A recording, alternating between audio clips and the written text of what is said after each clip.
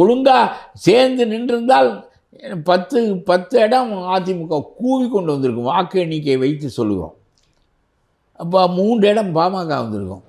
அன்றைக்கு அன்புமணியை மிரட்டி அந்த பக்கம் கூட்டி கொண்டு போய் தனியாக பிரித்து பலாப்பழத்தில் ஓபிஎஸ் நிற்க எல்லாம் செய்தது போல் நீங்கள் செய்து அவ்வளவு இடத்திலும் திமுகவை வெல்ல வைத்தீர்கள். இது நீ செய்த காரியமா, இல்லை இது எடப்பாடி செய்த காரியமா? இப்பொழுது அந்த வேலையை விஜய் செய்வாரே என்பதுதான் நம்முடைய வருத்தம். ஓகே, அதிமுக பலமாக இருக்கையில் விஜயோட கூட்டணி தயவு எதுக்கு அதிமுகவுக்குன்னு கேட்குறேன். இல்லை அப்படின்னா திமுகவுக்கு தான் பலமாக இருக்கே, அதுக்கு 7-8 கூட்டணி. அப்புறம் இனியார் என்று இல்லை, போகிறவன் வருகிறவனையெல்லாம் கூட்டிக் கொள்ளுகிறார்கள். ஓபிஎஸ் வந்தால் இங்கே வந்து விடுங்கள் என்கிறார்கள். என்ன உங்களுக்கு அங்கே இடம் இல்லை, அது எதுக்கு அவரோட டிவிக்கு தனியாக நின்னால் நாங்கள் ஜெயிச்சிரும்னு சொல்கிறாங்க. இல்லை சொல்லுகிறார்கள் என்று சொல்லக்கூடாது. நீ நம்புகிறாயா நான் கேட்குறேன். நீ நம்புகிறாயா? முதல்ல அவர்கள் 1000 சொல்லுவார்கள்.